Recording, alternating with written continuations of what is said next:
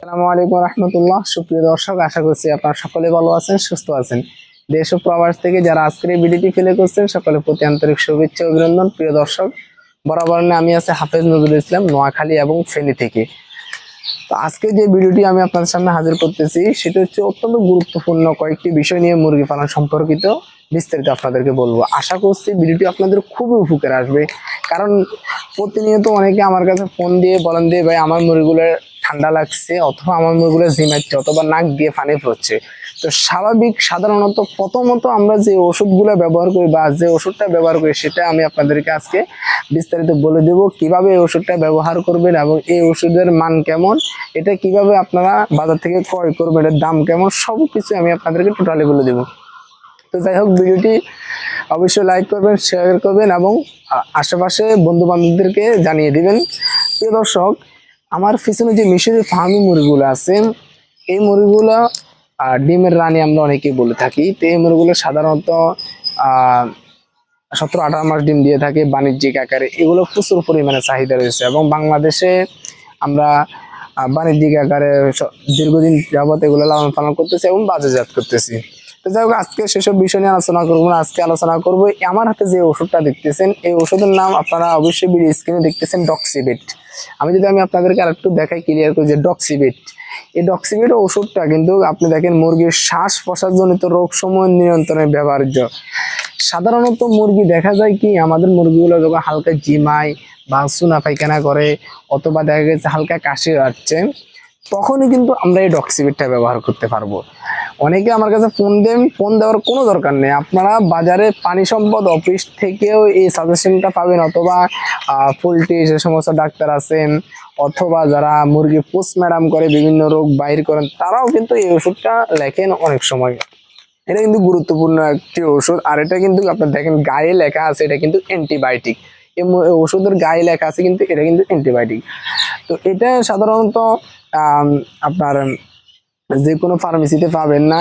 যেখানে হাঁস মুরগির ওষুধগুলো বিক্রি করা হয়, খাবার বিক্রি করা হয়, বা সাধারণত পোলট্রি সামগ্রী বিক্রি করা হয়, সেসব ফার্মেসিতে বা সেসব দোকানে কিন্তু এই ওষুধগুলো পাবেন। এছাড়া বাইরে কিন্তু এই ওষুধগুলো সচরাচর পাওয়া যায় না। এখন আসলে এটা আপনারা কিভাবে ব্যবহার করে এবং কতদিন বয়সে বাচ্চাকে ব্যবহার করা যাবে এবং কোন বয়সে বাচ্চাকে ব্যবহার করা যাবে না। তো সাধারণত এই অ্যান্টিবায়োটিকটা মুরগি 5 থেকে 7 দিন পরে থেকে সকল বয়সের বাচ্চাকে ব্যবহার করতে পারবেন, যেটা আমি ডাক্তারের সাথে যোগাযোগ করে আপনাদেরকে বলতেছি। একবারে ছোট অবস্থায় একদিনের বাচ্চা তো রোগ থাকে না, তারপর যদি ভুল কমে এটা ব্যবহার করেন তাহলে মুরগি ফাঁসা প্রক্রিয়া হতে পারে, যেহেতু এটা একটি অ্যান্টিবায়োটিক। আর যে কোনো সময় অ্যান্টিবায়োটিক ব্যবহার করার প্রতি অবশ্যই আপনারা সতর্কতা অবলম্বন করবেন, কারণ অ্যান্টিবায়োটিক কোনো ডাক্তারের ভালো পরামর্শ ছাড়া আপনার যাত্রার কথা শুনে, আমার কথা শুনে বা কারো ভিডিও দিয়ে কিন্তু অ্যান্টিবায়োটিক ব্যবহার করা থেকে বিরত থাকবেন। তবে হ্যাঁ, এই ডক্সিবির ওষুধটা যদি আপনার মুরগি সাধারণত নাক দিয়ে পানি পড়ে হালকা বেশি আকারে না, যেটা নর্মাল অ্যান্টিবায়োটিক, এটাতে কিন্তু আরো একটা হাই অ্যান্টিবায়োটিক আছে, সেটা আমি আপনাদেরকে অন্য ভিডিওতে বলবো।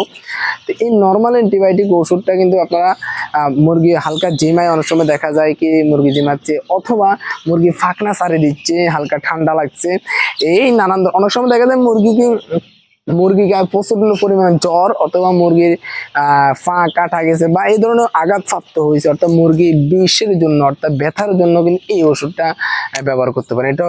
এটা অন্য ওষুধে ব্যবহার করা যায়, কিন্তু এটা তারপর এটাও কিন্তু আপনারা ব্যবহার করতে পারেন, এটা তো কিন্তু ভালো ফলাফল পাবেন। আরেকটি কথা মনে রাখবেন, এই অ্যান্টিবায়োটিক ওষুধটা যখন আপনারা ব্যবহার করবেন, এর আগে পরে ভ্যাকসিন দেওয়া থেকে বিরত রাখবেন। অবশ্যই মুরগির ভ্যাকসিন যখন আপনারা দিবেন, তখন আগে যেন অ্যান্টিবায়োটিক না হয়, পরেও যেন অ্যান্টিবায়োটিক না হয়, অর্থাৎ ভ্যাকসিন দেওয়া 24 থেকে 48 ঘন্টার মধ্যে আপনারা অবশ্যই অ্যান্টিবায়োটিক বন্ধ করে দিবেন, এবং ভ্যাকসিন দেওয়ার পরবর্তী 24 থেকে 48 ঘন্টায় কোনো ধরনের অ্যান্টিবায়োটিক দিবেন না। এতে করে মুরগির ভ্যাকসিনটা ফেল হতে পারে এবং মুরগি অন্য রোগে আক্রান্ত হতে পারে। যার কারণে আমি আপনাদেরকে বলতেছি সেটা হচ্ছে যে, দেখা যায় কি আমরা যখন মুরগিগুলোকে ভ্যাকসিন দিব, তখন অ্যান্টিবায়োটিকটা চলাকালীন সময় ভ্যাকসিন দিলে ওই অ্যান্টিবায়োটিক ওই ভ্যাকসিনের কার্যকারী ক্ষমতাটা শেষ করে দেয়।